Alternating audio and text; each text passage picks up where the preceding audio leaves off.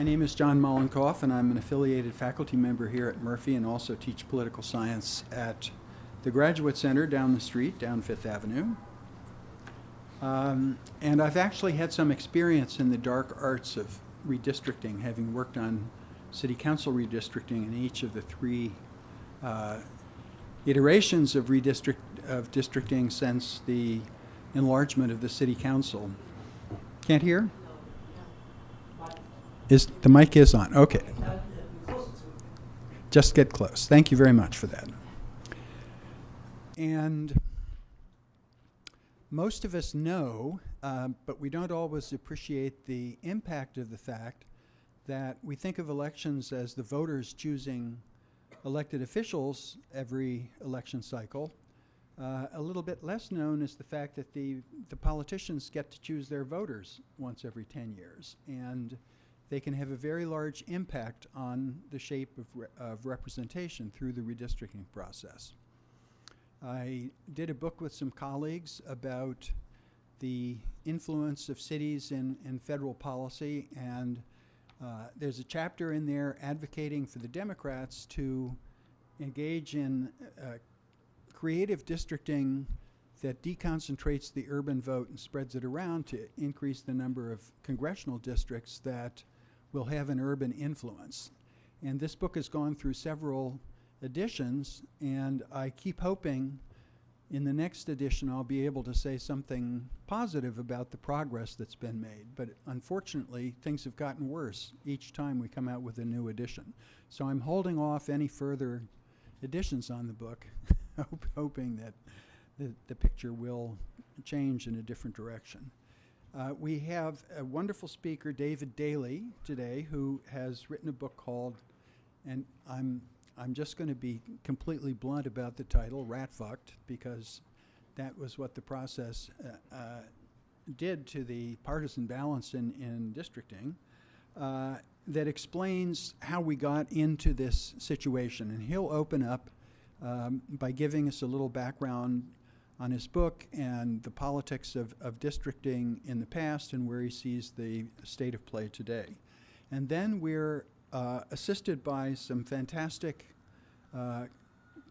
lawyers, commentators who represent the most important, or some of the most important legal advocacy organizations promoting fair representation, including Lauren Jones, in the middle there, who is with the ADL and previously worked with the Brennan Center earlier in her career. Michael Lee, who is the senior counsel at the Brennan Center's Democracy Program. And I have to say, for those of you who are interested in redistricting, the Brennan Center has put out a fantastic amount of material over the years, both basic ABCs of how redistricting works and what are the steps that need to be taken to get fairer representation, and that organization makes a wonderful contribution. Also, Dual Ross, who's assistant counsel of the NAACP Legal Defense Fund and Education Fund, and Jerry Vadamala from the Asian American Legal Defense and Education Fund. And not only have these folks done important work across the nation, but they've been key players in New York City as well, seeking for greater fairness in the districting process. So I'll turn things over to David right now, and he's going to talk for 10 or 15 minutes. No, 5 minutes? Oh, okay, 5 to 7 minutes, excuse me. And then we'll have a conversation among the panel members, and then finally we'll open it up to questions from the audience, comments from the audience. So thank you very much for being here.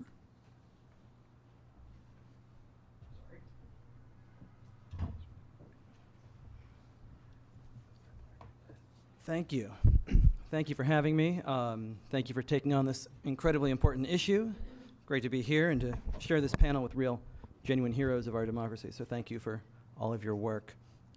Gerrymandering is the dark art of drawing district lines to maximize partisan advantage and to minimize the voice of your opponents. It's been with us for as long as we've had politicians who have controlled the maps. They do this by packing and cracking, either stuffing as many votes from the other side as they can into as few districts as possible so they can claim all the rest of the seats, or they spread them across as many districts as they can, as thinly as possible, to minimize their impact and render them voiceless.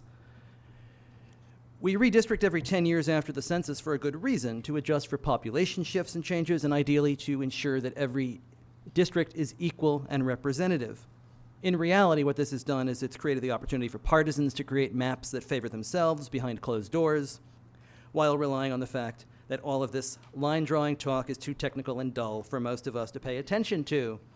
Gerrymandering might have put you to sleep in civics class, but it is the dominant driver of the extremism, polarization, and lack of equal representation in our politics, and it has never been worse. You can just ask John Oliver. Big data, powerful computers, and dark money have been the accelerants that make today's gerrymanders more toxic, longer lasting, and more deeper partisan than at any time in our history. By most academic standards, the level of partisan bias in maps was either minimal or canceled out by both sides from the mid-60s through the 2001 process. It explodes in the redistricting process that follows the 2010 census. The partisan bias triples, according to what I think is the best academic study of this by Anthony McGann, Michael Latner, and others, and in a way that gives a huge advantage to the Republican Party. Gerrymandering helps explain the dramatic asymmetry in our politics. It also answers the question, how did we get here? How is it possible for such a closely divided country to be so dominated so thoroughly by one party at the federal level and at the state level? How our politics got so extreme, so polarizing? How we left Election Day 2016 with Republicans in complete control of Washington, but also 69 of 99 state legislative chambers, both houses in 35 states, and trifectas, both chambers of the state house and Senate, and also the governor in 25 states.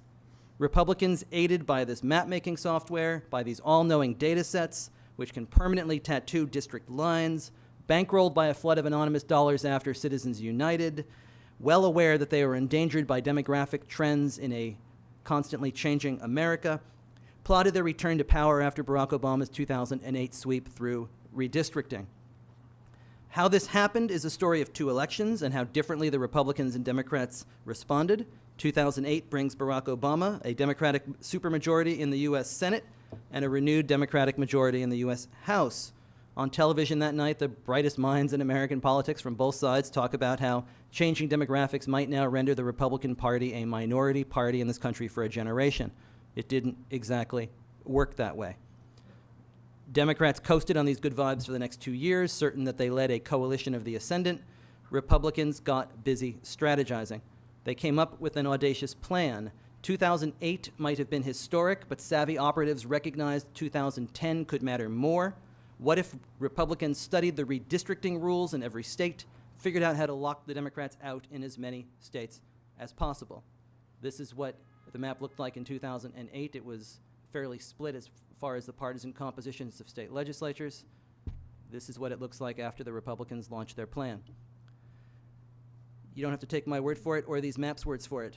Republicans announced what they were going to do. Karl Rove telegraphs a plan called REDMAP, an apt acronym for the Redistricting Majority Project in a March 2010 op-ed in the Wall Street Journal. It's worth close attention because it's so consequential and revealing, and also because the Democrats just didn't get their newspaper that day.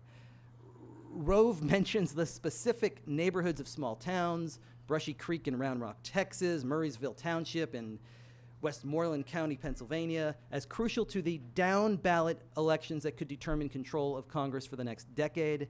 He introduces a newly muscular organization called the Republican State Leadership Committee as its leader, and he lays out the focus.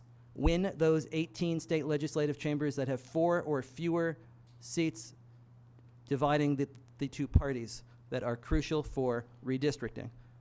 It's states we'll keep coming back to: Ohio, Wisconsin, Pennsylvania, Michigan, North Carolina. Republican strategist Rove writes, are focused on 107 seats, state legislative seats in 16 states. By winning those seats, they have control of drawing district lines, he says, for nearly 190 congressional seats. His strategists execute this plan so perfectly that the only word he gets wrong is nearly.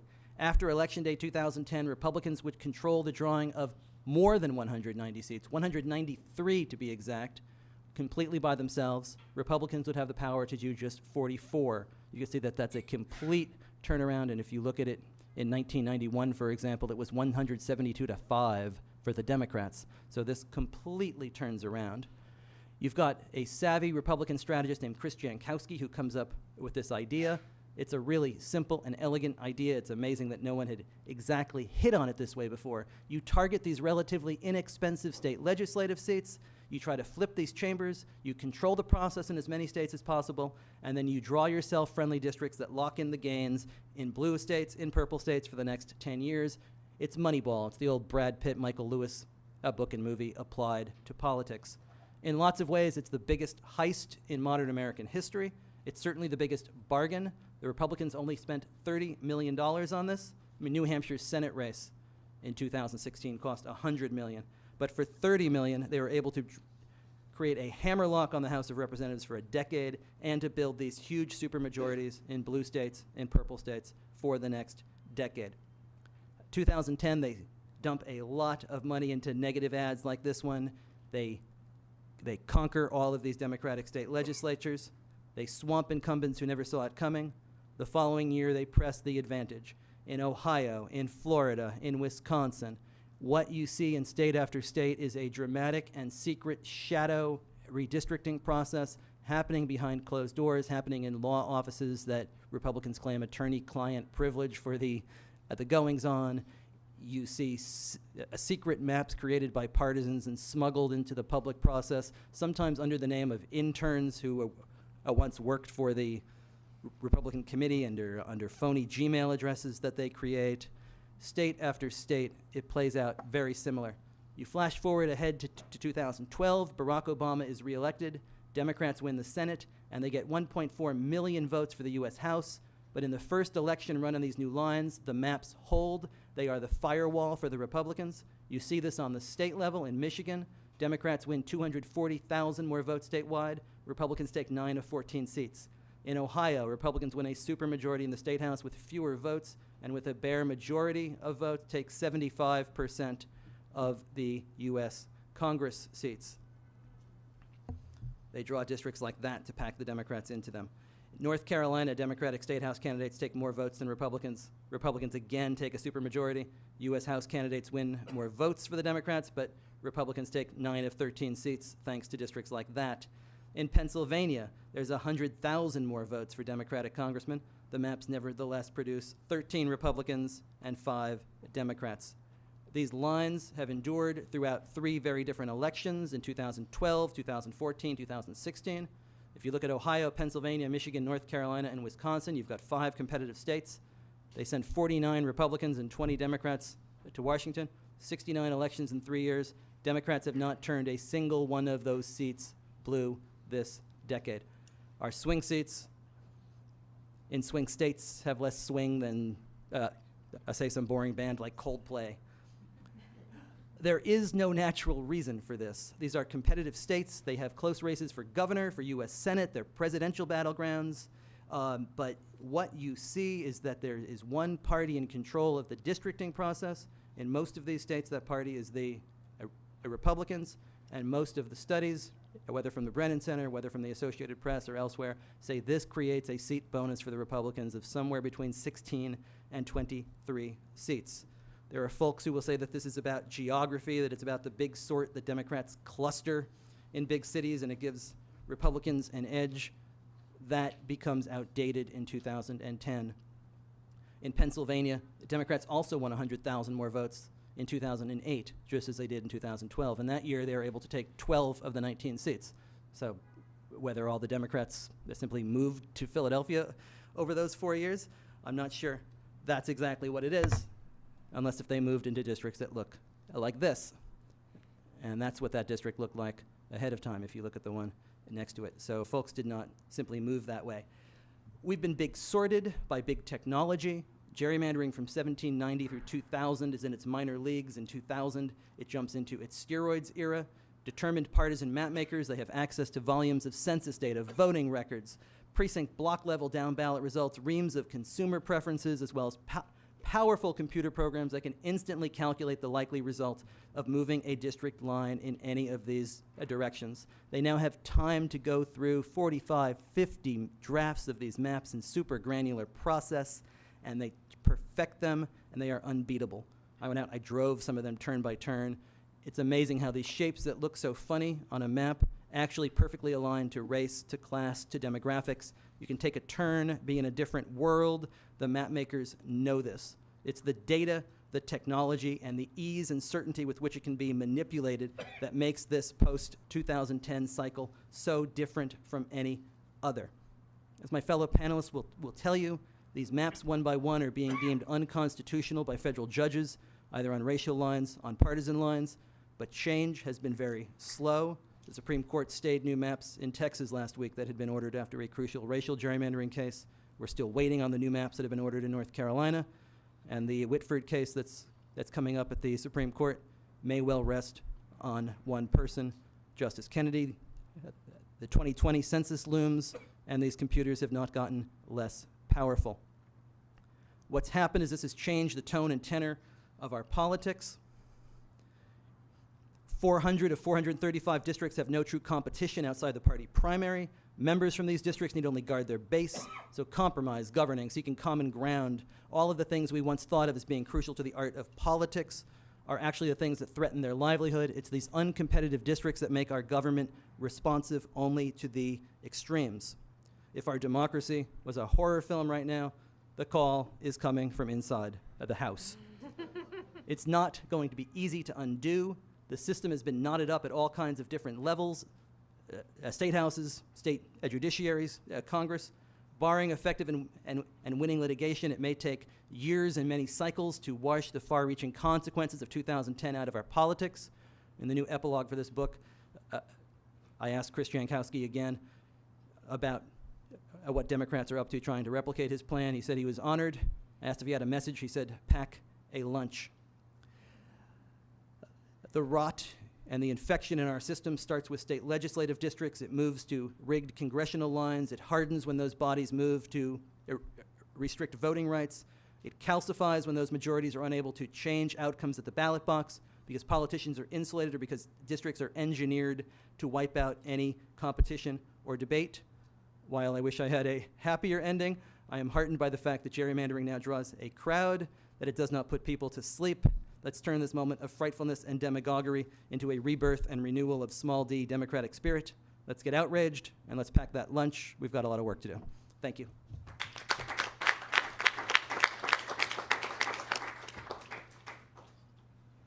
So let's have some thoughts from our panel members, and we'll just proceed down the line, starting with Jerry. Yeah, so I'm with the Asian American Legal Defense and Education Fund, ALDEF. We represent Asian Americans in the redistricting process. And, you know, if you look back several decades, we didn't have too much of a population to really be, you know, involved in the process that heavily. Our organization first got involved in the 1980s when Chinatown in Manhattan was divided in half at the assembly level.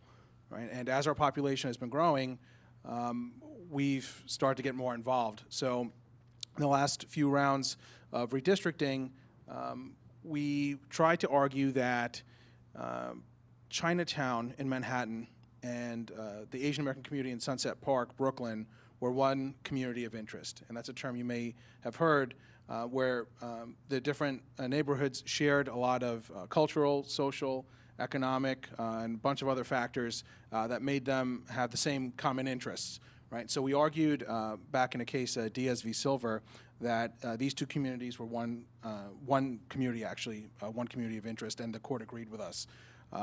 In the last census, our numbers have been growing much faster than the overall growth rates of the boroughs that we're in. We're mostly in Manhattan, Brooklyn, and Queens. So in the last census, the Asian American population grew 500 times faster than the overall growth rate in Queens, 25 times faster or larger than the growth rate in Brooklyn, and 7 times larger than the growth rate in Manhattan.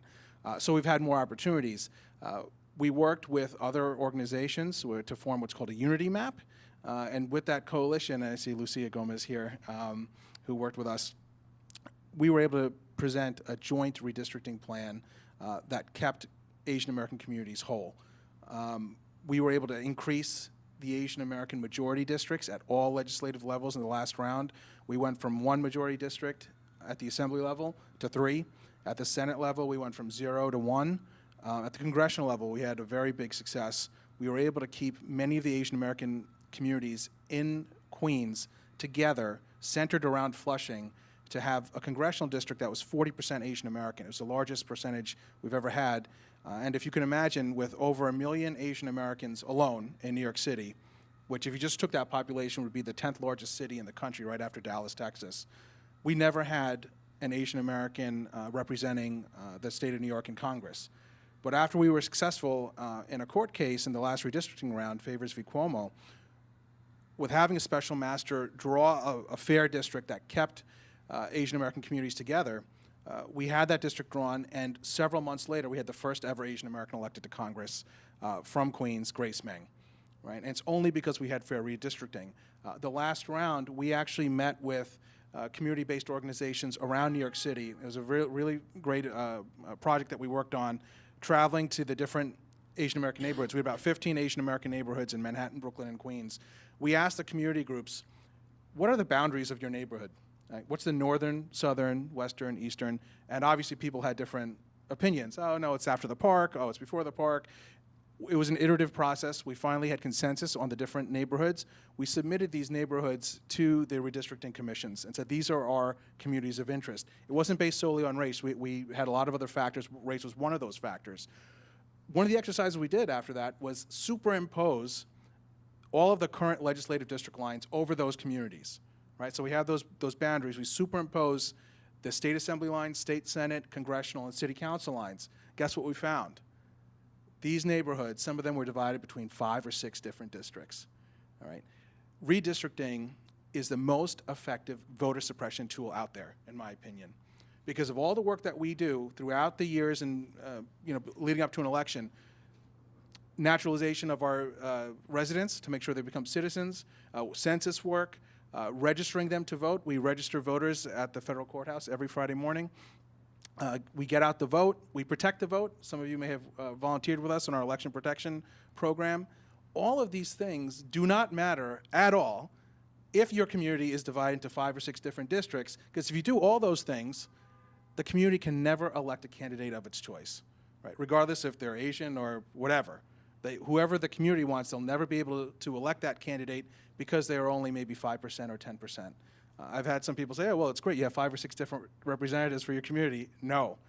You have 5 or 6 representatives that know that community I do not need to pay attention to, because no matter what they do, no matter how much they organize, they can never affect the outcome of the election. So I think it was powerful, the work that we did in showing that, illustrating that, and we were able to get a lot of victories. I'll just close with this. At the city council level, we were able to get the neighborhood of Richmond Hill, the community of interest of Richmond Hill and South Ozone Park, mostly in one district. And that was for the first time allowed that community to have a real chance of elected candidate of their choice. Richmond Hill was one of the most divided neighborhoods that we've seen. At the assembly level, it was divided into 6 different assembly districts. Another thing that you see in Asian American communities, or I could say even just Asian communities, there's a large number of non-citizens, right? And guess what? So many of the elected representatives are just salivating to have that population in their district, because if you're not a citizen, well, guess what? You can't vote, right? And you have a large percentage then, a large number of people that you don't have to be accountable to, right? And if you looked at the map, you could see at different levels tendrils or tentacles from different districts dipping in to that large portion of non-citizen population, right? And it was very clear what the intent was there. So we cleaned up a lot of the unfairness in the last round, but there's still a lot more work to do.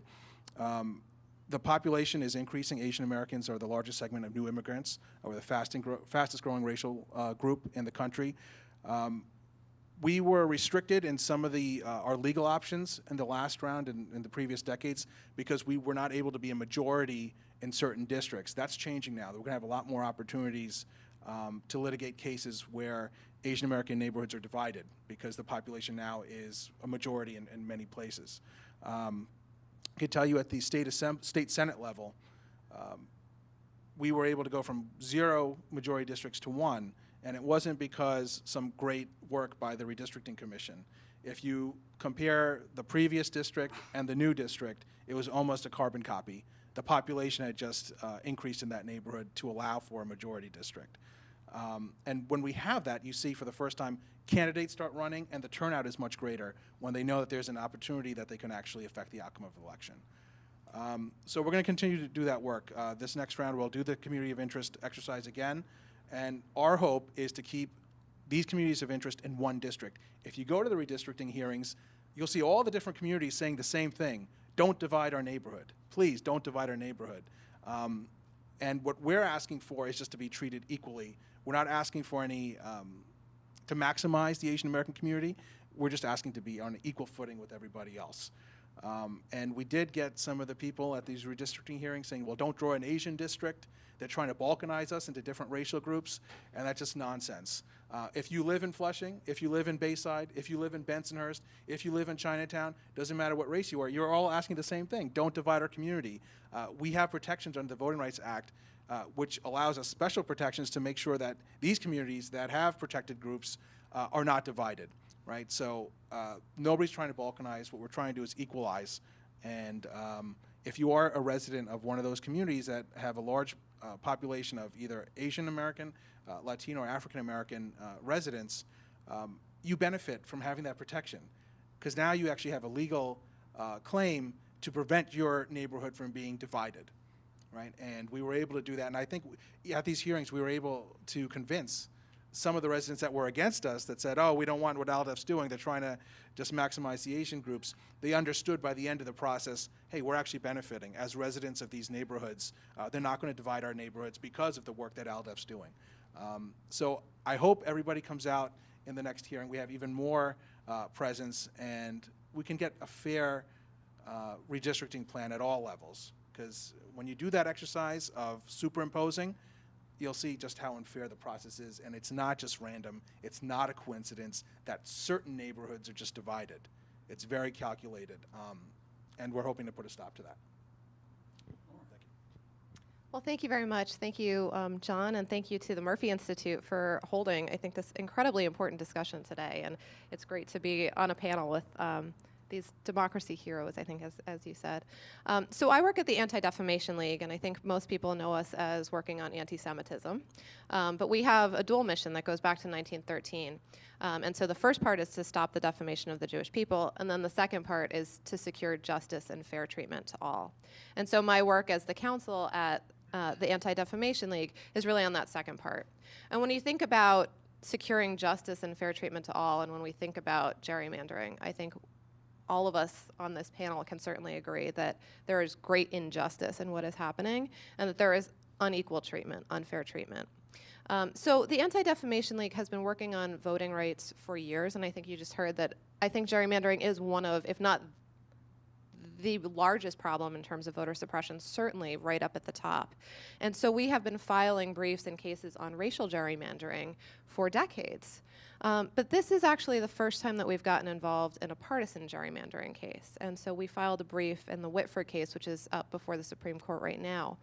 And it's the first time we've done this. And part of the rationale and part of the reason that we were getting involved is that in so many of these racial gerrymandering cases, the argument was, we're not trying to pack racial minorities into a certain area. We're not trying to crack them and divide them into different areas. This is simply about partisanship, and therefore it's not unconstitutional. It's not a problem, right? So if you think about the way that, for example, in North Carolina, the way that race breaks down and the way that the partisan divides break down, they sort of follow the same lines. And so the argument has been, well, this is about partisanship. It's about wanting to get a majority for the Republican Party. Sometimes it's wanting to get a majority for the Democratic Party. And so it's not an issue of race. And so that's where we sort of came into this, was we can't let that stand, that this is sort of a backdoor to be able to engage in voter suppression and to be able to disadvantage minority communities. And I think we're also seeing that this is a real crisis point in terms of gerrymandering. You heard a fantastic explanation of what happened in 2010 and what we're seeing. And so with the Whitford case, so this was in Wisconsin, and so Red Map had targeted Wisconsin. The Republicans managed to get all the trifecta in Wisconsin. They had both houses, they had the governorship. It was very intentional. Red Map, I think, spent $1.4 million in Wisconsin. It was a low price tag to get what they wanted. And they engaged in this redistricting there where they intentionally looked for this partisan advantage, where they actually went out, they asked experts to create these maps, and they found a map that would get them, the Republicans would have to get less than a majority to be able to get a control of the legislature. The Democrats would have to get much more than a majority to control the legislature. And so there was a lot of trickery going on. There were a lot of scheming going on behind the scenes in what we're seeing. And so in Wisconsin, it's not necessarily this issue of racial gerrymandering, but in so many of the other cases that we are seeing, it really so closely follows. So I guess I'll stop there and turn it over, but that's sort of the basis of our concern and why we're getting involved at this point. Sure. So my name, again, is Duell Ross. I'm from the NAACP Legal Defense Fund. LDF has been involved in racial gerrymandering and gerrymandering for a very long time. We're the organization founded by Thurgood Marshall. And I guess I just, listening to the presentation, what other folks have said, I think it's helpful to keep in mind that gerrymandering is not anything that's new. It's not something that Republicans have done versus what Democrats have done. When LDF first started bringing Section 2 voting rights claims in the 1980s, these were claims essentially saying that black people had been locked out of Congress. And so it wasn't until LDF started winning cases along with other civil rights organizations in the 1980s that African Americans who make up in the South today, still 30–40% of the population, first got elected to Congress.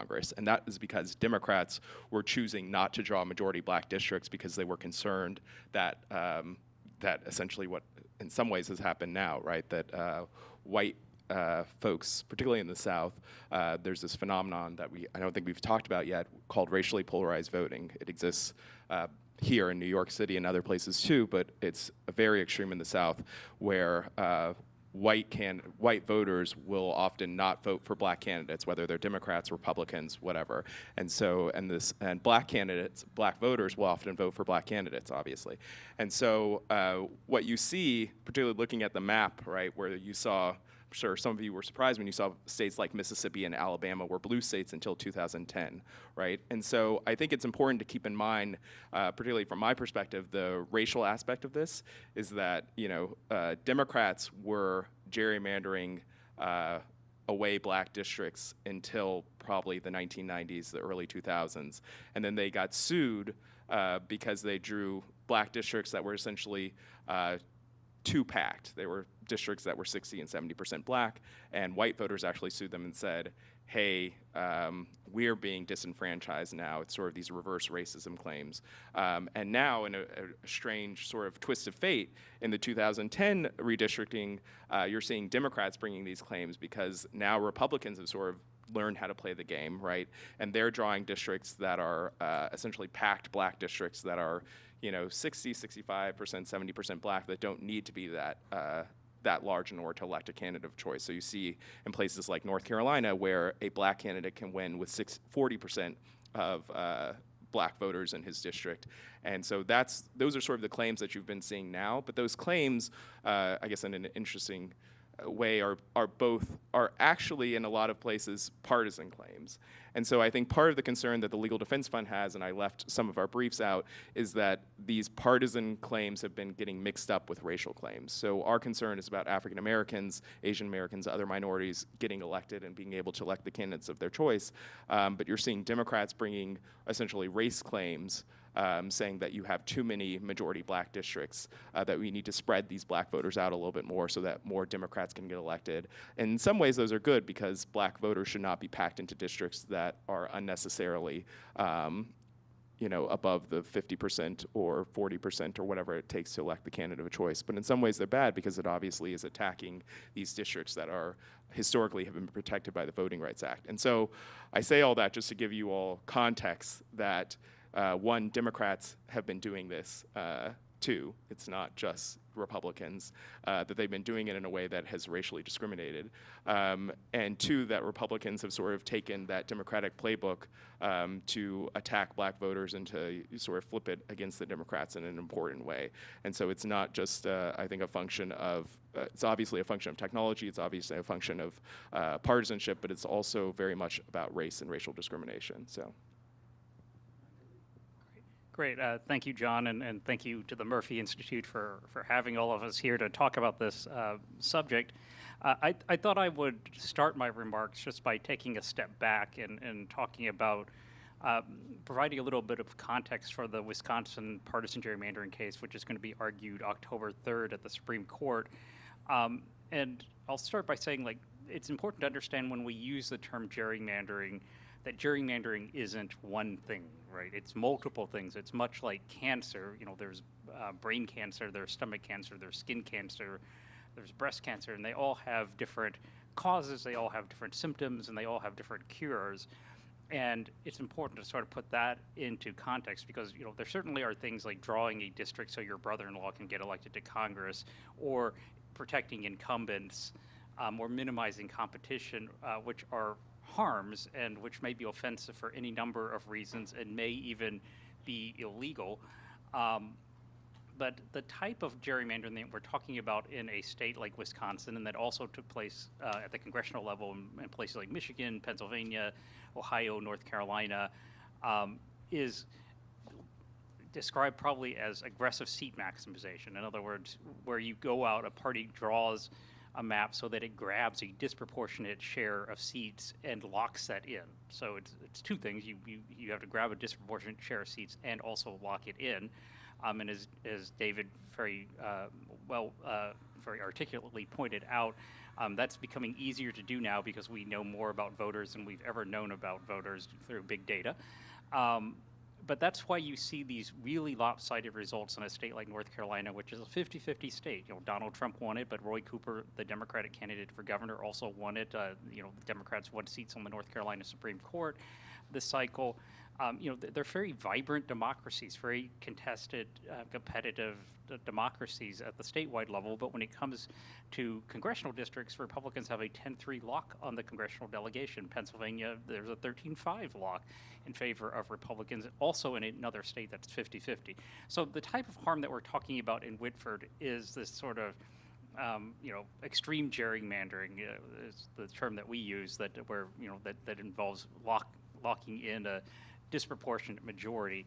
And the question for the court is whether that particular harm is unconstitutional. At some other point in time, the Supreme Court can get at whether drawing a district for your brother-in-law is unconstitutional, or you know, protecting incumbents is unconstitutional.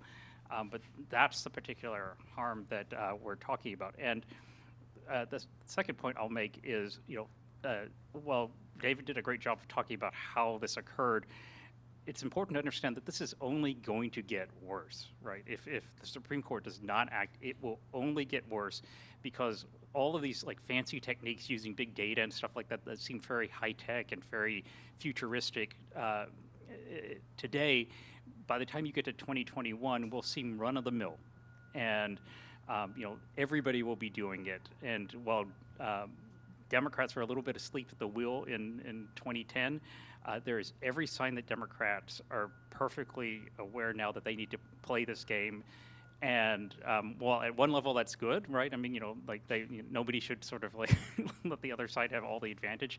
On the other hand, what you're about to see is hundreds of millions of dollars poured into state races from outside the state, right? I mean, you know, nobody, you know, Karl Rove really didn't care about like the Pennsylvania legislature or the Ohio legislature or anything like that, right? Nobody, you know, these big donors, these dark money donors don't really care about any of that stuff. What they care about is the ability to control the process. And so they'll pour millions of dollars in. What you hear from people in Ohio and other states is, you know, races that used to be about local issues and they were contested, and you know, there's a good back and forth, suddenly became really nasty. You started seeing ads saying like, you know, David Daley and Nancy Pelosi want to do this, and you know, it came out of nowhere in a lot of but it's only going to get worse. So there's going to be more money poured in. The technology is going to be more sophisticated.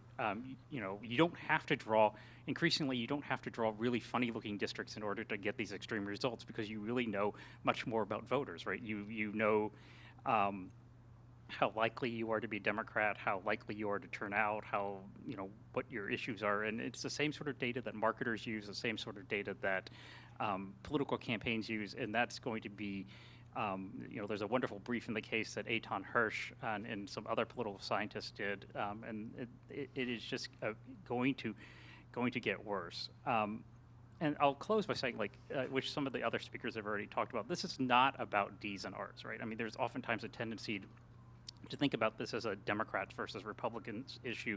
And that's really one of the challenges that all of us have when talking to reporters and talking to the media about this, because they always want to know, is like, are Democrats going to like gain an advantage, or are Republicans going to gain an advantage? This is really about something much more profound. And I think increasingly you've seen even people in the political classes realize that.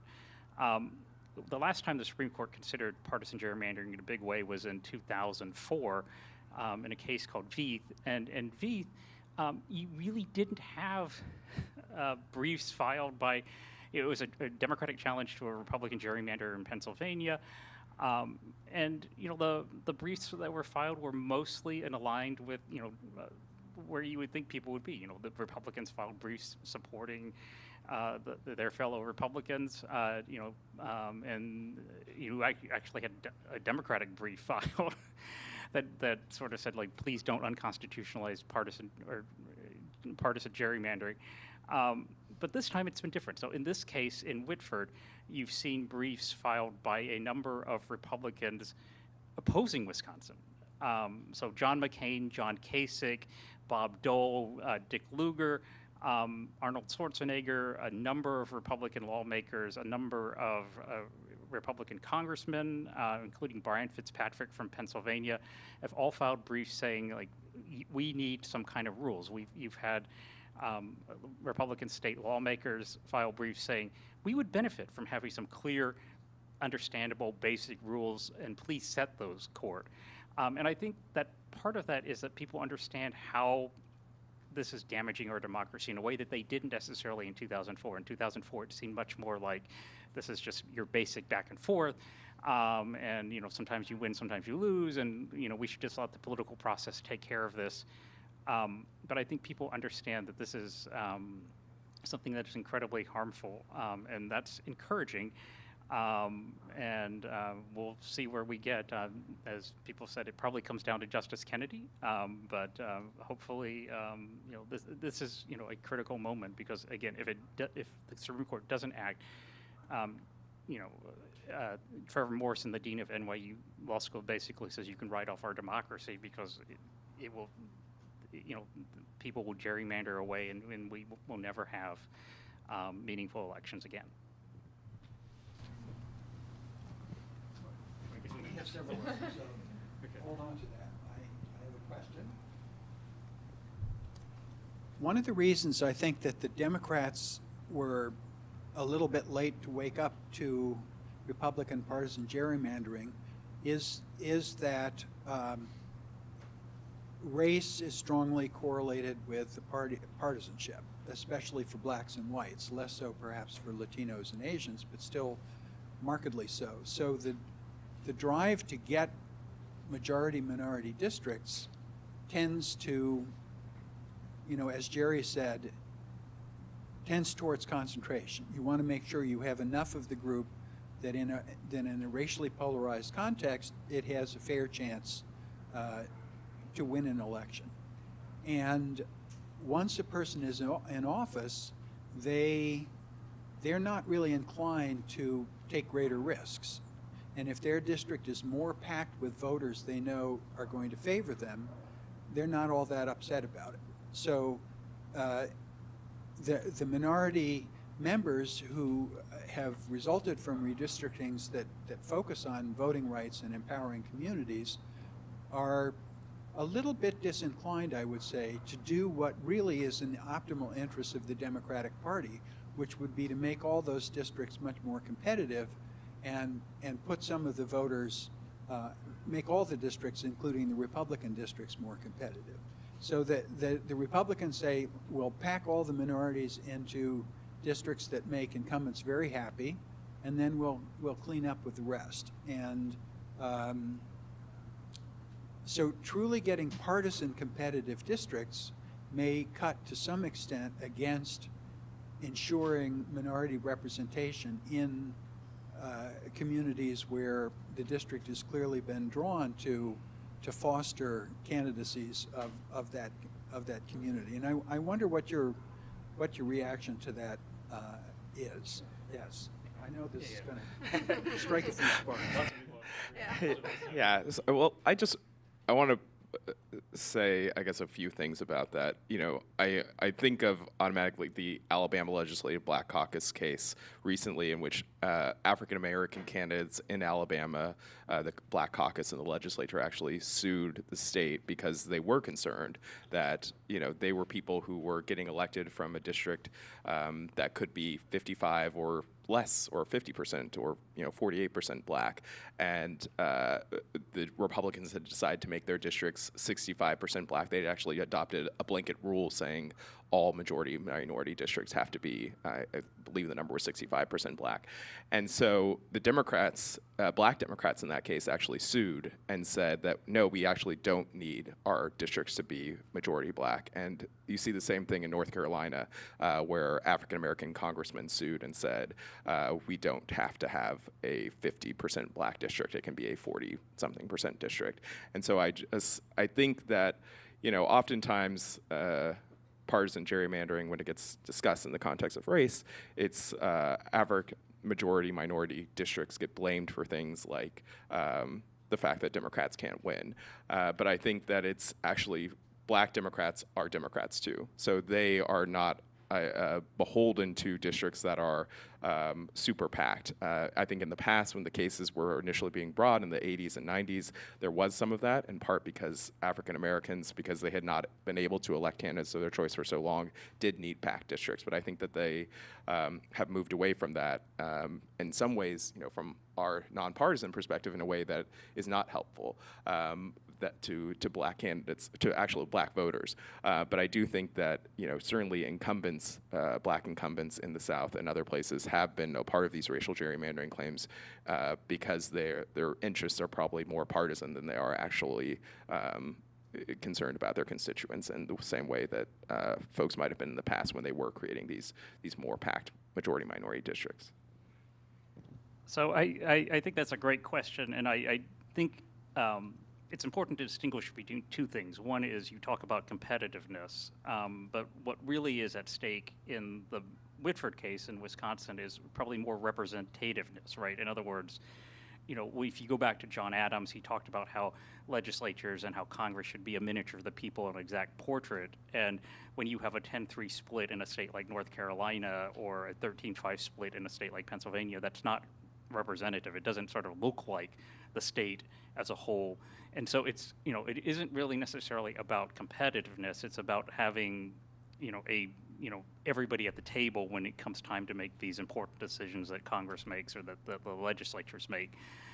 Which is not to say that competitiveness isn't a value. It's not to say that it isn't a goal, but it isn't sort of what's at the heart of the partisan gerrymandering claims that are being brought today. And to that end, when you look at, when you talk about majority-minority districts, oftentimes there is this view that they're bad because they concentrate voters and then they make other districts uncompetitive. There's some of that. That's certainly true. But what we also see, if you look at it historically, is that before the 1990s, Democrats split up African Americans in the South, or Latinos and African Americans in states like Texas, and use that to engineer very asymmetrical maps in favor of Democrats, right? In other words, these were very biased maps in favor of Democrats. Democrats in the 1990s in Texas had 5 extra seats because of the way they sort of drew the maps. And that when you created these majority-minority districts, it did hurt Democrats, but it helped communities of color because they were able to elect candidates of choice. It helped Republicans, and overall, it brought maps back into a zone of partisan fairness. So in other words, if you look at it, and we did a study of this which I think you guys cited in your brief, that looks at this, and the map. The 1990s saw this huge increase, almost a 60% increase in majority-minority districts in the 1990s, and yet the maps in the South are very fair and very balanced from the standpoint of being representative. In other words, prior to the 1990s, Southern white Democrats used minority voters to underrepresent two groups, African Americans and Latinos, and Republicans. So both Republicans and African Americans and Latinos were underrepresented. When you fix that, everybody's represented, and you end up with much more representative maps. Now, whether there's a decrease in competition, that's a separate issue. But from the standpoint of representativeness, majority-minority districts do not create an unrepresentative problem. In fact, whether it's in New York or elsewhere, how you treat minority communities is how you gerrymander, because they're reliable blocks of Democrats, and I'll leave it at that. So, a place like New York City, you may not think this, but there really is racially polarized voting, and I think it's worth noting a distinction here between the African American voters, Latinos, and Asian American voters. For Latino voters and Asian American voters, we need higher percentages to elect a candidate of choice. Many times, I know my colleagues at Latino Justice and MALDEF, the Mexican American Legal Defense and Education Fund, we had conversations about this. We need that higher percentage to be able to elect a candidate of choice. Ask yourself, what was the situation for Asian Americans before we had districts that were majority Asian American? Right. Zero. Right. No candidates at all. No elected officials at all, at any level, right? And I don't think that's something that we want. And I had mentioned the number of the population. There really should be no reason why there's nobody from the Asian American community represented anywhere at government at any level. The first time we started getting Asian American candidates elected was at the school board, and then at the legislative level. It was not until we had an assembly district that was drawn in Flushing, that got all of Flushing together. It was a compact district.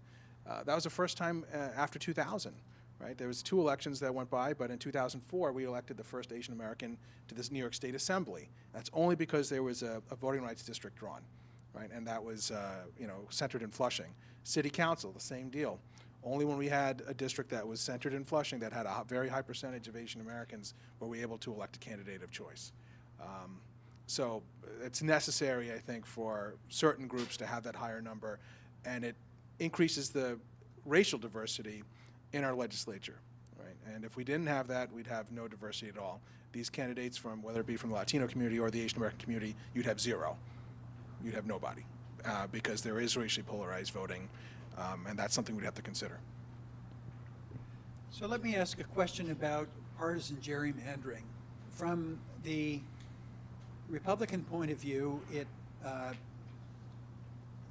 they would seek districts where there are as many districts where Democrats would win by 90% as possible, and then the Republicans could win by 55% in all the other districts, and that creates the unfairness, and the wasted votes on the Democratic side are very large and very nil on the Republican side, in terms of votes that are cast for a candidate that are more than that candidate needs to get elected. But that strategically and potentially could leave a bunch of districts that are only marginally Republican that the Democrats could challenge effectively if they use the same redistricting tools to do voter targeting, and they could sort of rank order which of the Republican districts are most vulnerable, since they've been engineered to be not a very large Republican majority. And the Republicans must worry about, well, how much do we really need? Can we get away with 55%, 60%, 62%? What exactly do we need to make sure that we hold on to these districts? So I'm wondering why the Democratic redistricting effort doesn't, or maybe it's doing this and I'm just not aware of it. Why aren't they using the same voter targeting tools to make a list of the districts that the Republicans think they have in their pocket, but might not be safely in that pocket? I can try tackling that. You're absolutely right. So if you do this sort of extreme gerrymandering, what you want to do if you're the party doing the gerrymandering is you don't want to have districts that you win by 80% because then you're using your voters very inefficiently. You want to take your voters and spread them out as much as possible in as many districts and win them as narrowly as possible. But there is a risk, right? If you sort of draw these 53-47 districts, then you could lose that in sort of a wave election. But what big data that David talked about and other things, you're able to draw the districts much more smartly than you've ever been able to do, because it used to be you have a census block or something like that, and you would know that it's X number, X percentage Democratic, X percentage Republican, but you wouldn't necessarily know who, like which end of the neighborhood, unless you sort of had on the ground knowledge, whether the Democrats and Republicans are evenly split or whether the Democrats are all in one pocket or not, because you only had election results for the whole unit, right? But with this big data, you actually can sort of tell, like, oh, the Democrats are down here, and if we just draw the line here, we're able to do that. The other thing that you can layer on to that is sort of knowledge about how likely it is that people are going to turn out, sort of how likely it is that they're going to swing. So that makes it a lot easier to draw these 53-47 districts than it's been in the past. And what you've seen this decade is that the gerrymanders in the worst states have stuck. Almost no seats have changed hands in the worst states. They're very reliable. And that's really why this is so pernicious, right? I mean, this is why it's getting worse. But you're absolutely right.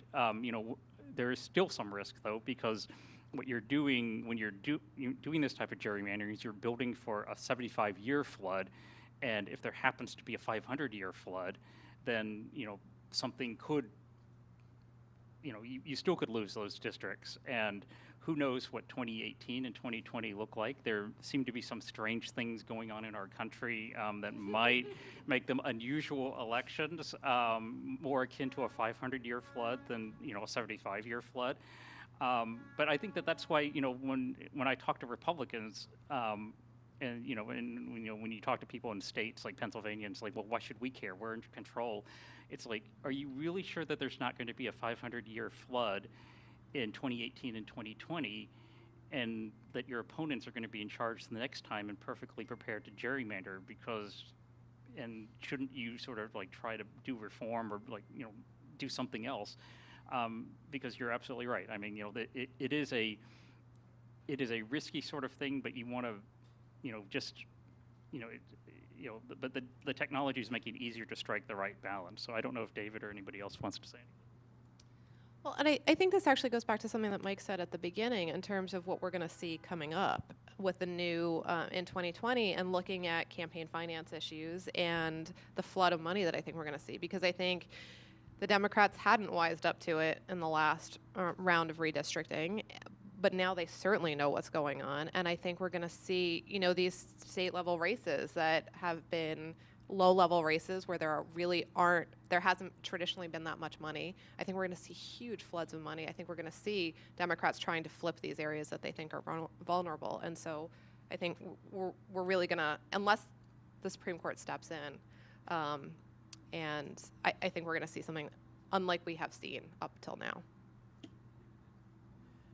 I think all of that's exactly right. I think a 53-47 district was once a competitive district, but now there's so much information about all of these voters being drawn into this that a 53-47 district is no longer a truly competitive district when you know how everybody votes, when levels of polarization and partisanship have reached what they have, so that there are actually so few persuadables out there.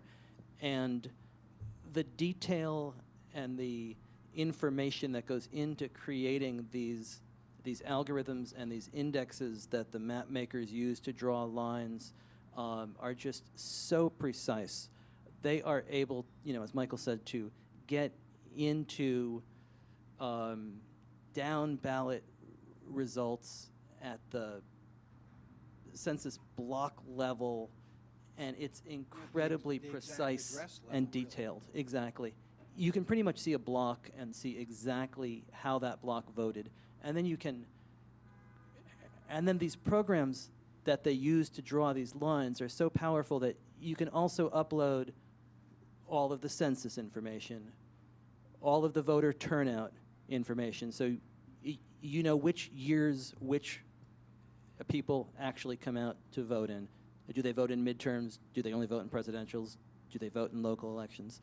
I mean, the FCC just allowed you this year, these companies that run ISPs, to sell your search engine results, a social media, magazine subscription, a cloud's worth of consumer preferences. All of this is available, and these programs and the computers that they used in 2011 are so much more sophisticated and powerful and fast than the ones they had even in 2001. And as Michael said, this technology is not getting any worse. If there's not clear lines on this, it's going to get drastically more undemocratic next time. Well, let me confess to being a very avid user of these dark arts, the computer programs, the data, et cetera. There are 4.5 million registered voters in New York City. About 3.8 million of them have voted in at least one election in the last 8 years. Many, very much fewer of those vote in primaries. Of course, the Democratic primary is the largest primary, but 440,000 people voted for mayor in the last primary. And you can indeed know from both the voter file and the voter history file exactly where people live, not just their block, but you know, the X and Y, exact X and Y coordinates, and you can attach a lot of data to that. But my experience, and I would say with about 75% confidence, I can tell you who's going to vote in any given election in New York City, and I can give you a list of those people classified by their ethnicity and their age and you know, many other factors. And the algorithms that are created are, you know, pretty solid, and they've been tested over cycles of elections to see how accurate they are. But I do think campaigns count and candidates count, and if a serious effort is made, you know the probabilities are not absolutely etched in stone.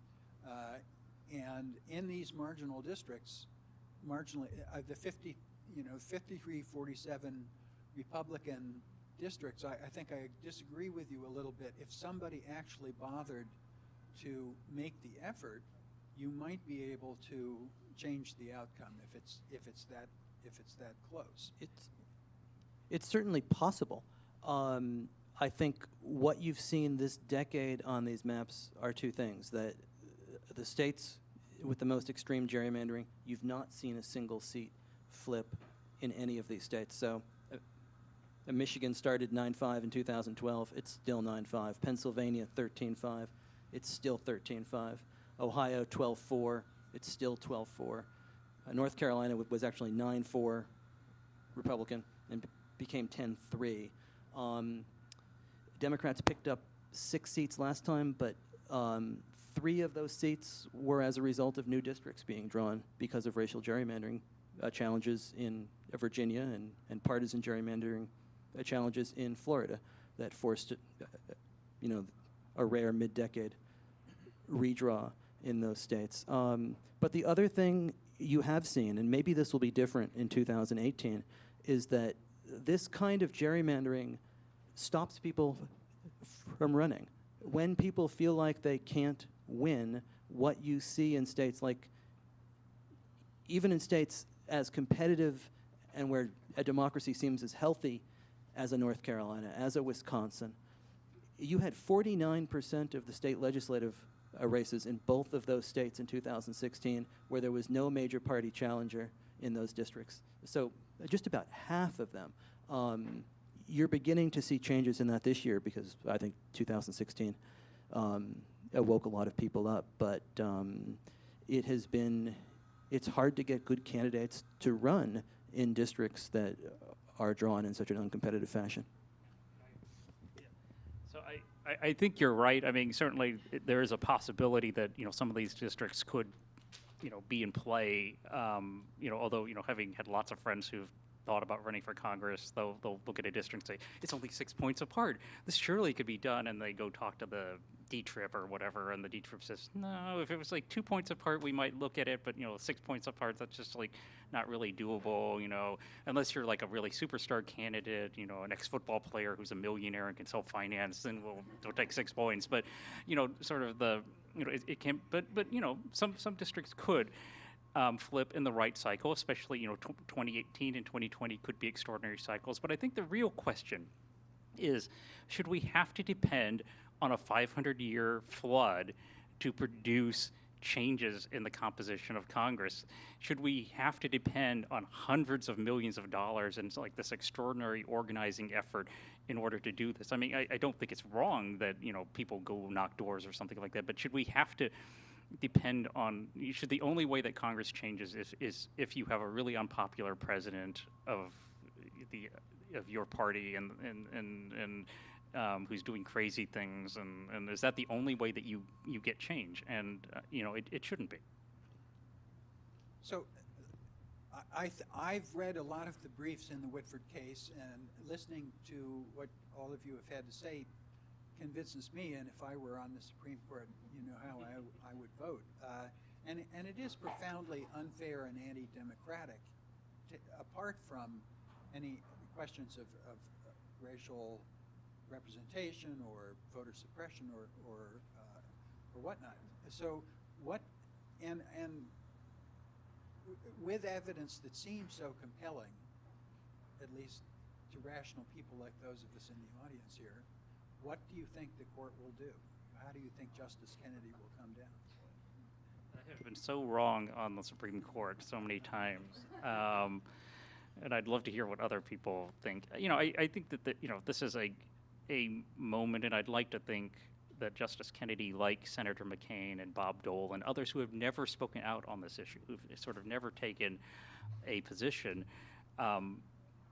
understands, at least with this sort of extreme gerrymandering, this sort of again, we're not talking about whether drawing a district for your brother-in-law to win a seat in Congress is a problematic. We're not talking about whether incumbent protection or any, of the other number of legitimate sort of political considerations that might go, or illegitimate considerations, legitimate or illegitimate considerations that might go into map drawing are permissible. But whether like this sort of producing these very unrepresentative maps is something that is constitutionally problematic. And I think, so I think the atmospheric sort of favor a good ruling in Wisconsin. I also think the fact is that, as extreme as these gerrymanders are, they don't occur everywhere, right? And so, one of the problems the court has always had is, gosh, we don't want to step into, having a million suits. Like, we don't think that we're well suited to like decide whether city council lines belong here or there. We don't know anything about Texas. How do we know like where you draw the lines in San Antonio? And so, these sorts of extreme gerrymanders, you can measure them. There are lots of tools that you can use to diagnose them. You can measure them fairly reliably. The measurements, as it turns out, all point in the same direction. So regardless of which test you use, and different tests could be used in different situations, but they all seem to perform well in pointing to the problem. And it really is a handful of states. So it's about 6 or 7 congressional maps, maybe just under a dozen state house maps, where you have this problem, and that's manageable, right? In other words, sort of as a practical standpoint, the court isn't going to have to get involved everywhere. And the reason why you don't have these gerrymanders everywhere is because you really do have to have you have to have 2 things. One is single party control, generally. And the other is favorable geography. In other words, you have to have sort of a relatively even split in much of the state of Democrats and Republicans, right? So if you look at like a map of Wisconsin or Michigan or North Carolina, there's a lot of pink and light blue on the map, right? And when you have that, then you can artfully split up people and create this sort of extreme imbalance. If it's like Nebraska or Utah or something like in parts of Utah, Hillary Clinton got 17% of the vote, right? You first of all, you don't have an incentive to gerrymander because she's getting 17% of the vote. Your party's going to win everything, right? but there's also not an opportunity really to sort of artfully divide, right? It's like in New York, right? I live in an assembly district where Barack Obama got 98% of the vote and Hillary Clinton got 96% of the vote, right? You don't have to gerrymander to create a Democratic advantage in central Brooklyn, right? And so, so I guess I would say that. Other thoughts? Sure. I mean, I've been wrong about the Supreme Court many times too. So, but I'm hopeful in the same way that Michael is hopeful that we'll see some that Justice Kennedy will see the possibilities here. That we've had partisan gerrymandering be a problem in the United States for a long time, and it's only getting worse. And so I'm hopeful that if nothing happens with this Wisconsin case, there's another case out of Maryland where Democrats are actually the ones who have been partisan gerrymandering there. So maybe that will be a little more interesting for the Supreme Court to strike down partisan gerrymandering in that context. But I think given that it's coming from both directions in some ways, and again, will only get worse, I'm hopeful that the Supreme Court will step in and decide some rules for the game. And I think one of the interesting things about this case, I mean, those of us who file briefs before the Supreme Court or who practice before the Supreme Court always sort of try to tailor things to Justice Kennedy because that's, when it's a contentious issue, he's the one to target. But there's a particular reason to target him in this case, and that is that the last time that the Supreme Court took up the issue of partisan gerrymandering, the conservative bloc said, there's no way that we're not going to create a rule. We're just not going to deal with this. This isn't an issue for the court to even take up. This is non-justiciable. The liberal bloc said, yes, we should create a rule, absolutely. And Justice Kennedy was the one who said, not in this case, but we're going to leave the door open for creating a rule. And so he sort of left that little sort of sliver of light open, and I think things have changed, and the facts have changed, and what is happening in the world has changed. And so hopefully that means that Justice Kennedy also, who was sort of open to the possibility the last time around, is now really going to think that the Supreme Court needs to create a rule. Yeah, and I'm hopeful here because of this, the coefficient, the efficiency gap, and seems like it's a practical solution or something that could be consistently applied. So if it's not this case, maybe it is the Maryland case or it's another case that will come up. So I'm hopeful that eventually we'll have a rule. I think we also have to think about apportionment. People are moving to the South, right? In this last apportionment, New York lost 2 seats, 2 congressional seats. Texas gained 4.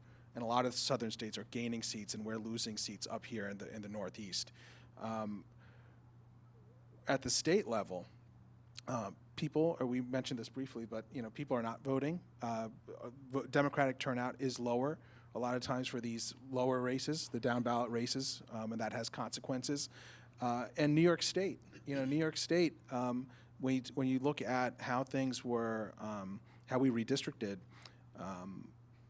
Downstate state Senate districts were severely overpopulated. It just so happened that 70% of the people of color in the state of New York live downstate. And all of the upstate Republican districts, which were mostly white also, were severely underpopulated. And this malapportionment resulted in... This is within a plus or minus 5% band. Right. So that's been recognized as constitutional. Right, because there's this principle of one person, one vote. Right, and the districts have to be relatively the same number and size, right, of population, and that resulted in basically 1 1/7 of a Senate district that migrated upstate that should have been here downstate. That's over a whole entire Senate district just by playing these math games of severely overpopulating and underpopulating. And guess what? On top of that, the state Senate in the last redistricting round decided, well, we're going to add 1 more Senate district. We're just going to create another one, right? And guess where that was? Guess where that district went? Upstate, where there was almost no growth, right? And that, if you look even further, a lot of the districts, there was about 6 or 7 Senate districts that were upstate, that the only reason that they were able to satisfy the minimum population was you had to use their prison population. Right. If you remove the prison population, then they would be unconstitutional. They don't have the minimum population, right? And it shows you these games that are being played with apportionment, and malapportionment. We actually had a case. A bunch of us had intervened in Favors v. Cuomo and challenged the apportionment in New York State for the Senate under the one person, one vote rule. And unfortunately, we lost. But it really shows you what's going on in the state of New York. It was a really bad loss. Who was on the other side representing the state Senate majority? They had retained the firm of Jones Day, $3 million retainer. Who paid for it? That's your taxpayer money is going, and they burned through that very quickly. And it's a lot of us are not paying attention to this, but you get more outraged the more you learn about the malapportionment, about all the money that was spent, our taxpayer money being used to defend this really disgusting state Senate map. And that's how people are able to hold on to power. And I'm hoping the Supreme Court can put a stop to it, because it's getting to the point where we finally do have people like John McCain and other people speaking out, and hopefully that's enough to convince the court. Just an advertising plug for CUNY. You can learn how to use GIS and statistical analysis of census and voter data within CUNY. And so if you want to throw your bodies into the process in the coming years, we'll have another census in 2020 and a redistricting process in a couple of years after that. So you have plenty of time to get ready to engage in that. Let me at this point turn it over to the audience, and we have some time for questions and comments. Hopefully more questions than comments. Over here in the back. Mike, I'll turn it over to others to answer that as well, but I don't know if it's the most gerrymandered.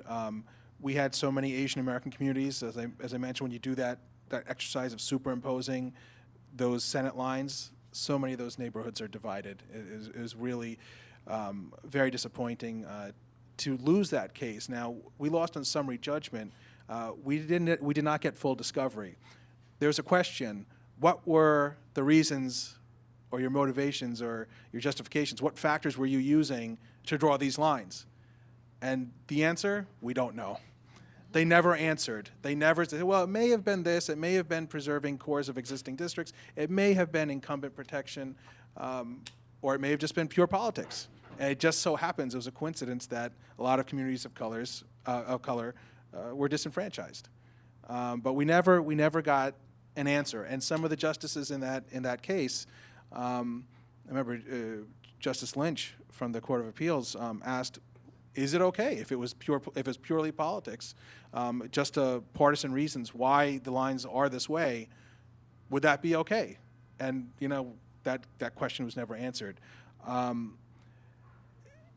Yeah, I mean, I don't know if it was the most gerrymandered, but even with all of this malapportionment and dividing communities, Democrats still won a majority of seats. But we have something called the IDC here, where there are 5 members, I think, that's caucusing with Republicans, that's preventing a Democratic majority. So that's an interesting fact I want to put out there also. So I think about this issue every time I get stuck on the subway, right? And kind of think of, which is a lot, right? Because you think about what the world would look like if you sort of had 8 to 10 more Democratic seats in the New York Senate, right? The IDC would be irrelevant, right? And even if they wanted to caucus with the Republicans, it just would be irrelevant, assuming that the 8 to 10 didn't also caucus with the IDC, which I don't think would be likely. But New York is a great example of, to answer your question, is it the most? I don't know that it's the most, but it's certainly one of the most aggressive. And, it's a great example also of how communities of color are, key drivers of the ability to do this. So if you go out to Long Island, you'll find places where African American and Latino neighborhoods are split apart in order to help create this gerrymander. And there's a good logical reason for that, right? Because if you go, to Long Island, there are many places where white voters are like 50-50 Democratic or Republican, but they kind of live like among each other. So it's really kind of hard to artfully draw lines to carve out people. But if you go to a black or brown neighborhood and that they're reliable Democrats and you want to concentrate them, you want to split them apart, whatever you want to do, you know exactly, it's easy to draw a line and know exactly the political consequences are in a way that you can't necessarily with white voters. And so minority voters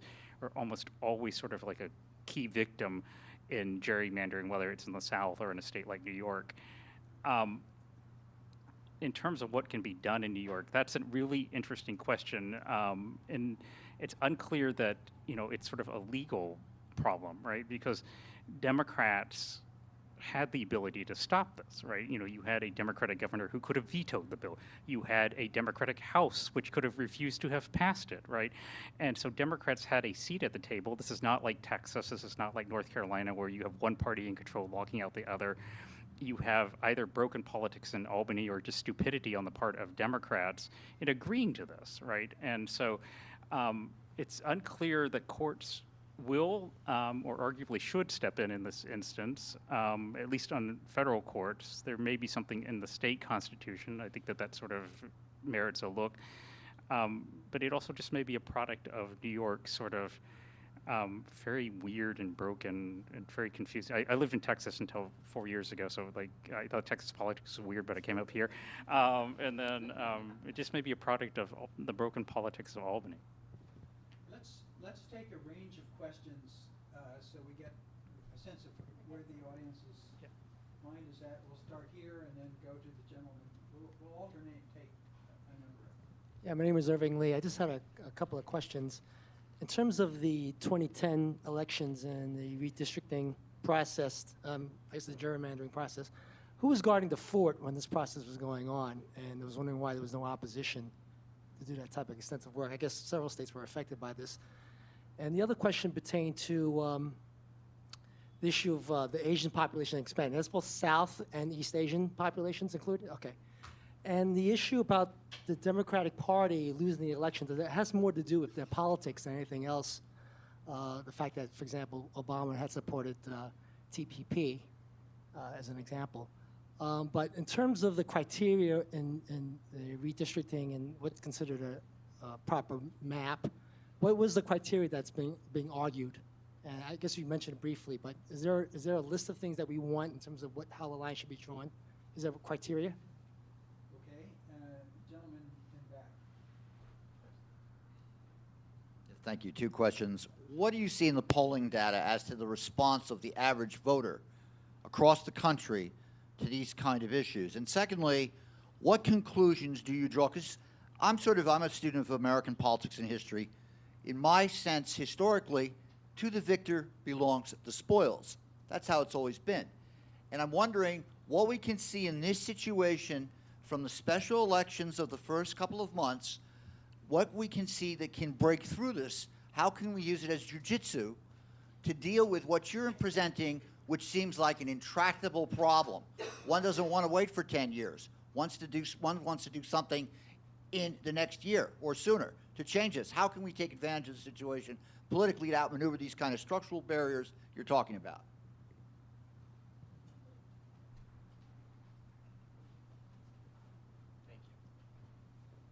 I'd like to thank all of you for speaking today. This is very engaging. I'm actually myself, I'm at the Second Circuit, and I help run an initiative on civic education. My question is very basic. It does not deal with any legal issues. This is a complex thing, gerrymandering is. But from a fundamental perspective, a basic perspective, in your opinions, what can we do to further educate citizens on gerrymandering, what this is, and how it affects their communities? Okay, perhaps one more on this side. Yes. Well.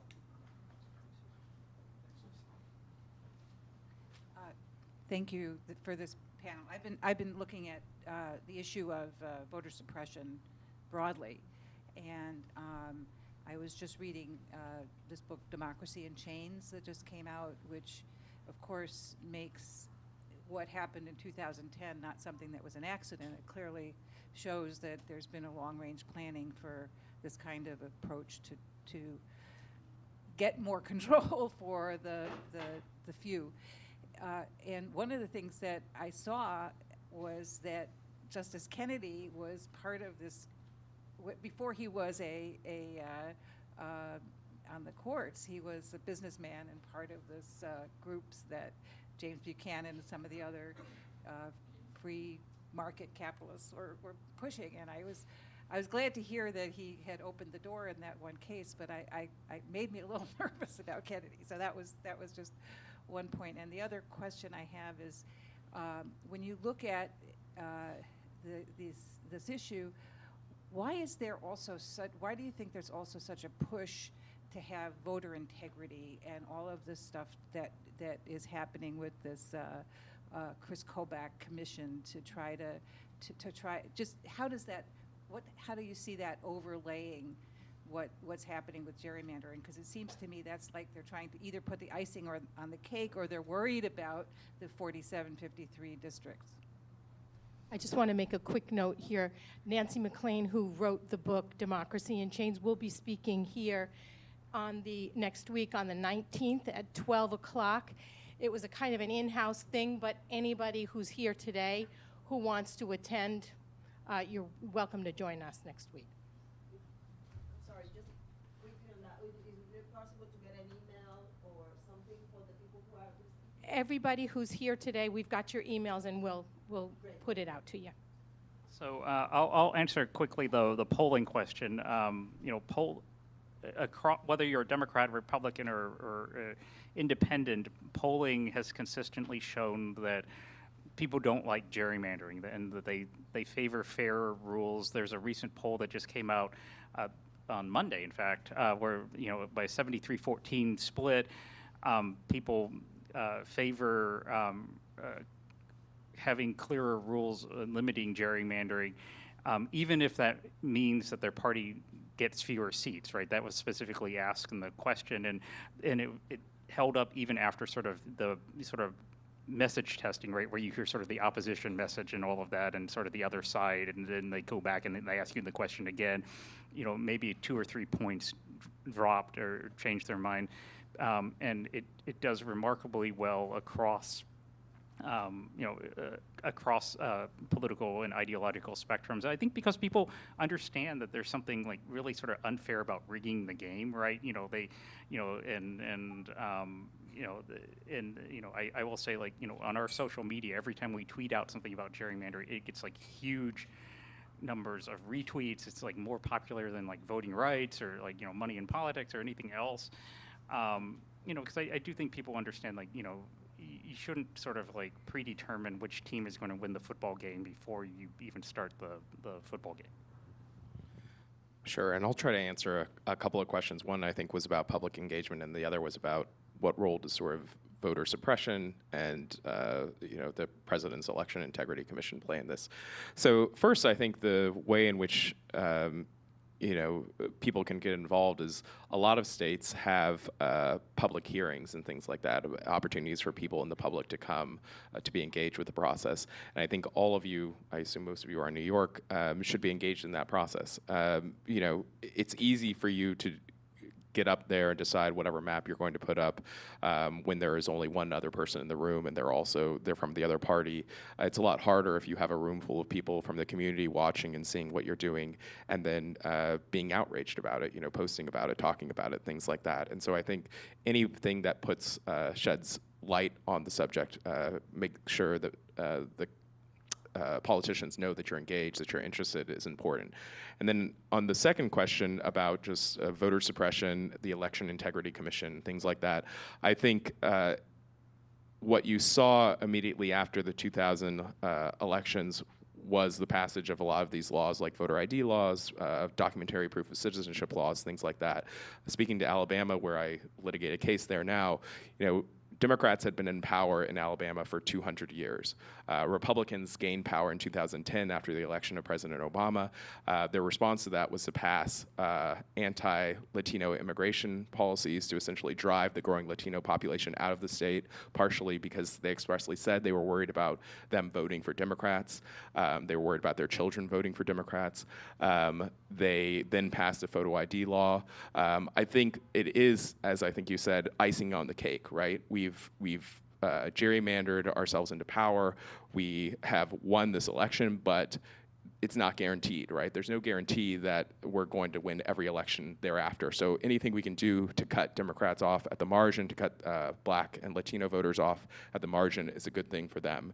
And so certainly that's what the courts held in the Texas case, in the North Carolina case, that the passage of these kinds of voter suppression laws were not just obviously race-based, but were targeting minority voters because they knew how these minority voters were going to vote. And that's just as discriminatory as targeting minority voters based purely on some sort of racial animus. And I guess I'll say just one other thing, again, talking about Democrats. I mean, Democrats, when they passed their voter suppression laws, they did not always do it because they just did not like Black people. You know, I just mentioned Alabama had Democrats for 200 years. It was Democrats who were passing all the terrible discriminatory laws that Alabama passed before, and they did it because it was beneficial to them in some way for partisan advantage as well as racial animus. And so, well, Dixiecrats in the 1990s and the 1980s, it's a different kind of Dixiecrat. Or even here in New York. New York was a covered jurisdiction under the Voting Rights Act because of its history of racial discrimination, because it had literacy tests, because it had voter suppression measures. And so I say that not to attack Democrats, but just to say that, you know, race discrimination, this kind of partisan gerrymandering, it's something that Democrats and Republicans have done. Republicans have obviously gotten very good at it and are doing it in a way that is hurting minority voters now, but Democrats have done it in the past too.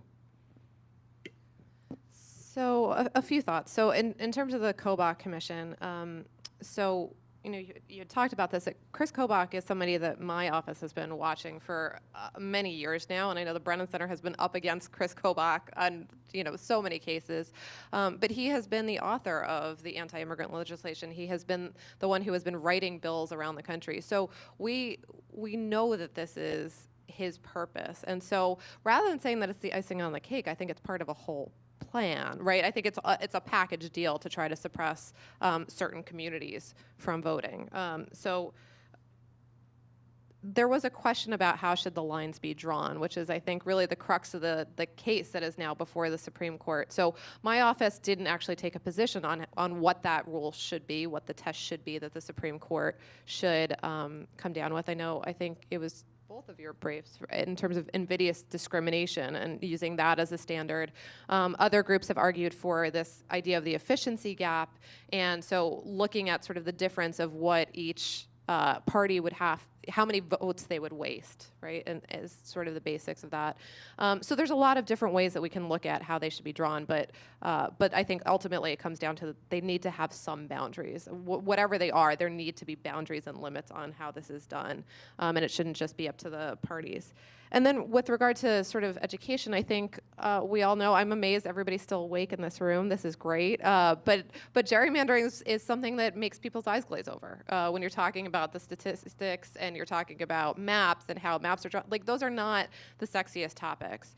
The only time I think that people get really excited about how lines are being redrawn is when you're talking about school boards, right? That's something that people get really, really excited about and are really paying attention to.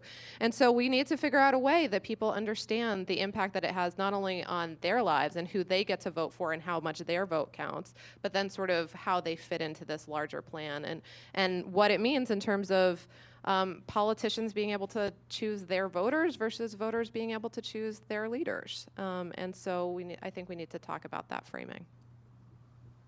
Yeah, so question of what can we do? I mean, people need to vote in these off-year elections, right? Not just in the presidential, and there's a huge drop-off for the midterm, but obviously you have to vote in the midterms. But in these off-year elections for school board, for state legislature, for county office, for your local village, that's where it starts, and we need to get people involved, get the turnout greater in those races.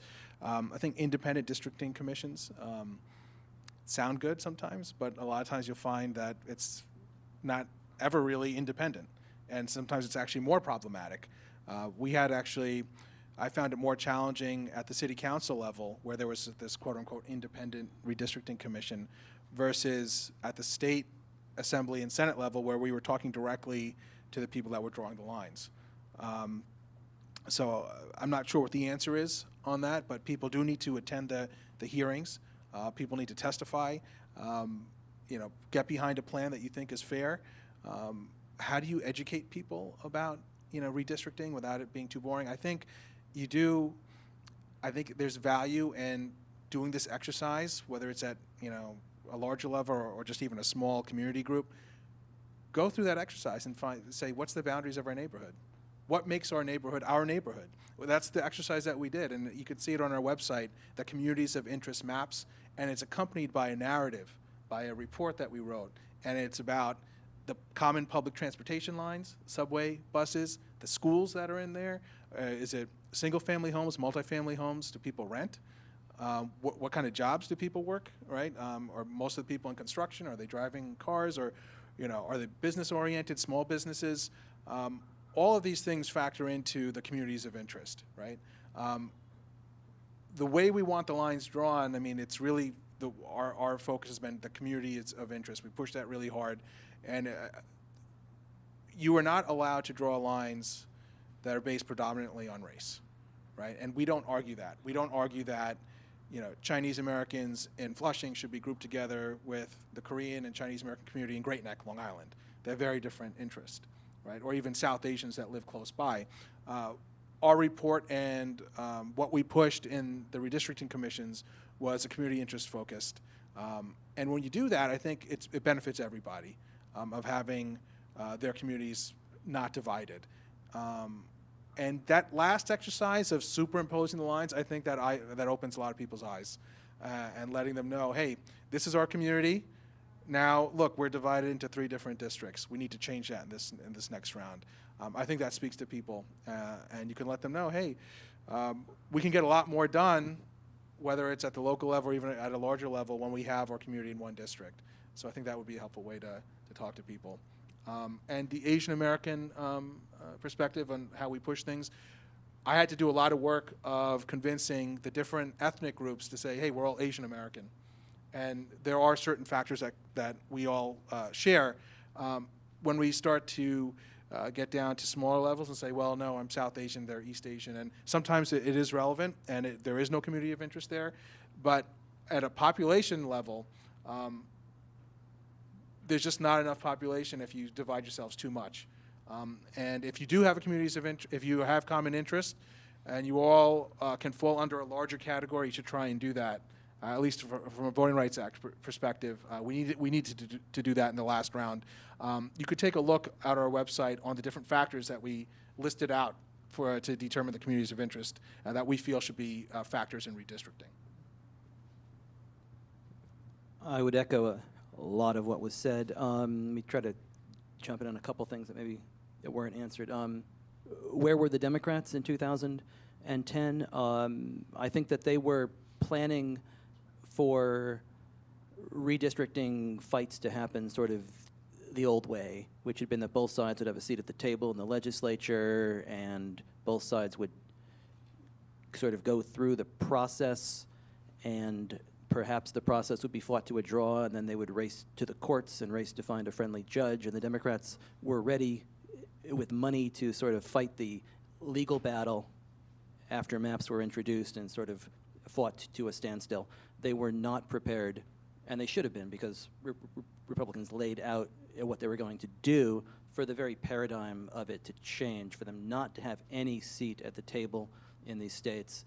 And I think that they were then caught unawares by exactly how durable and lasting these gerrymanders would be. I think one way you can get people involved and aware of this is by connecting what happens in legislatures, the kinds of policy outcomes that come out of gerrymandered legislatures are often radically opposed to what people in the state would actually want to see happen there. So the kind of anti-union legislation you've seen coming out of Michigan and Wisconsin and Ohio, the transgender bathroom bills coming out of North Carolina, the emergency manager bill in Flint, which in many ways is a direct result of the kind of legislation that comes out of gerrymandered legislatures where officials do not believe that they are accountable to the citizens and to the ballot box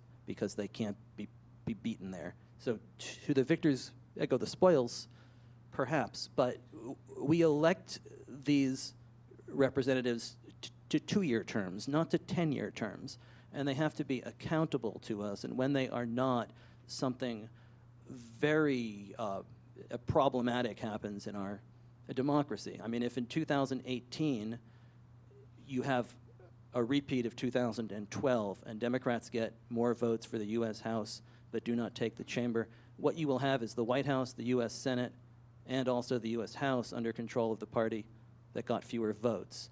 And I don't think you have to be a partisan to think that there's something that is dangerous about that. And what you see coming out of this Kobach and Pence commission, I think is a way to distract the issue, to make people think that voter fraud is the problem, when in reality voter suppression is the problem, that it's no coincidence, as the Brennan Center has so well documented, that one of the first things that these gerrymandered legislatures do is go after voting rights, that they do it surgically with a guide to trying to find the very kind of ID that minority groups do not have. We know what the outcome of these voter ID laws are as far as depressing turnout among minority groups, among young voters.